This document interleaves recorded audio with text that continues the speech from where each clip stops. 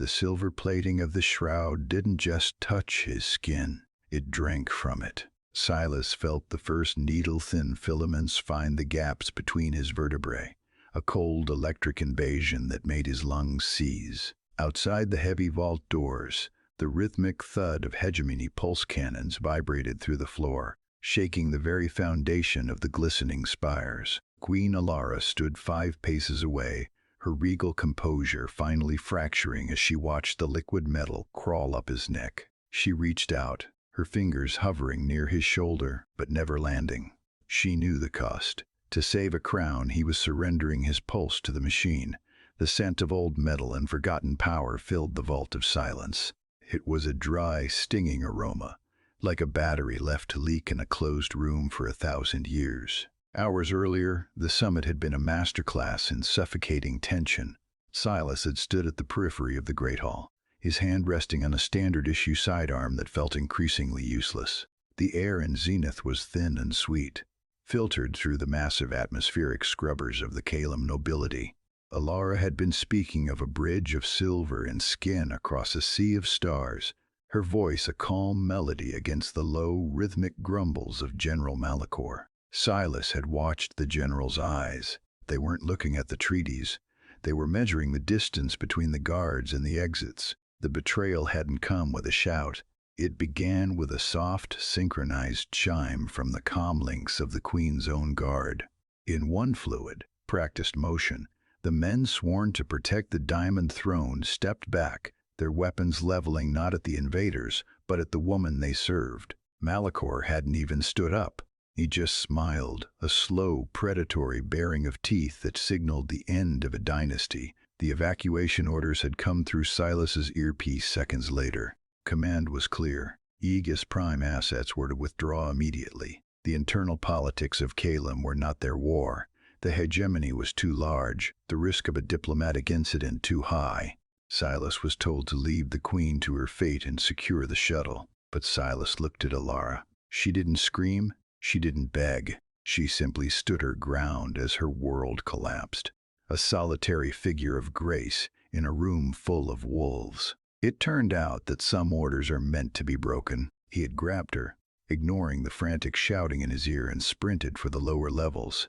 They moved through the service tunnels, the sounds of the coup echoing above them, the screams of the loyalists and the harsh, metallic clatter of Malachor's soldiers. Truth is, Silas knew they wouldn't make it to the shuttle. The hegemony had the skies. They needed something heavier, something ancient. Now, inside the vault, the shroud was winning.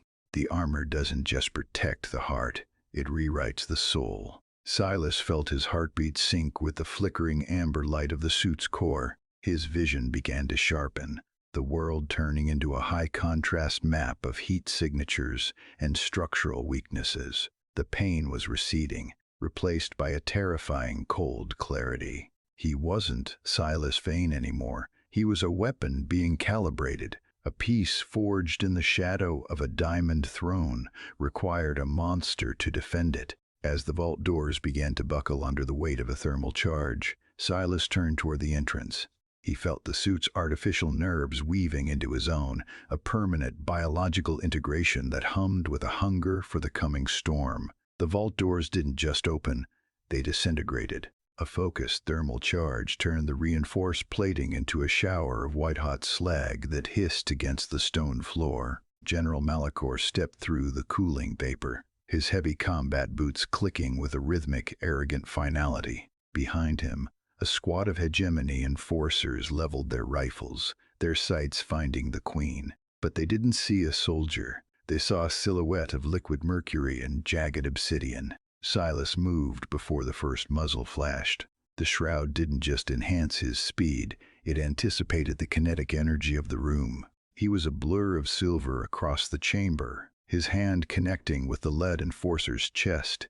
The impact wasn't a dull thud, it was the sound of a structural failure. The man was launched backward, his armor crumpling like parchment. Malachor barked an order, and the room erupted in blue plasma fire. Silas didn't duck. He didn't seek cover. He walked into the storm, the shroud absorbing the heat, its surface glowing a dull, angry violet as it fed on the energy meant to kill him.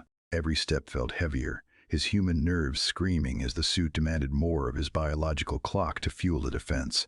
In fact, he could feel his own memories beginning to fray at the edges, the smell of rain on Earth, the sound of his sister's laugh, all being overwritten by the cold, tactical data streams of the Vault's legacy. He reached the general in 3 strides.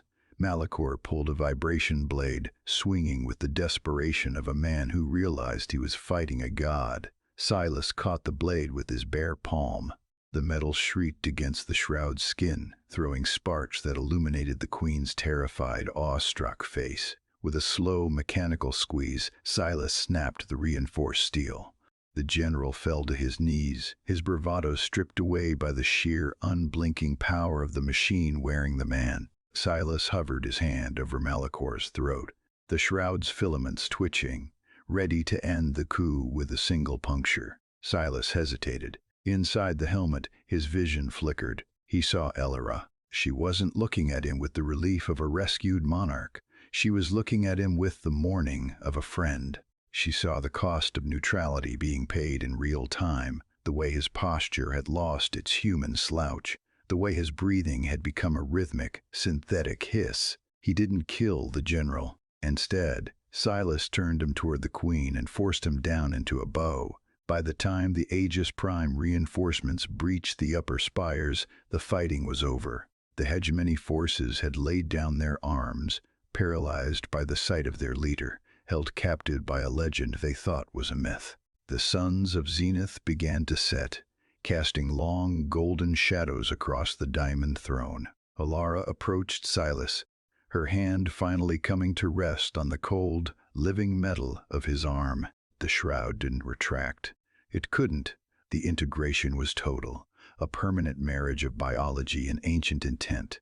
He looked at her, and for a fleeting second, the amber glow in his eyes softened. He couldn't speak, his vocal cords were now part of the suit's internal comms, but the way he stood guard, immovable and silent, said everything. He had become the bridge she had spoken of, a guardian of silver and skin, destined to walk the halls of a world that wasn't his, protecting a peace he could no longer feel, but would never abandon. The legend of the Aegis Ghost was born that evening, a story of a soldier who gave up his heart to ensure a kingdom kept its soul.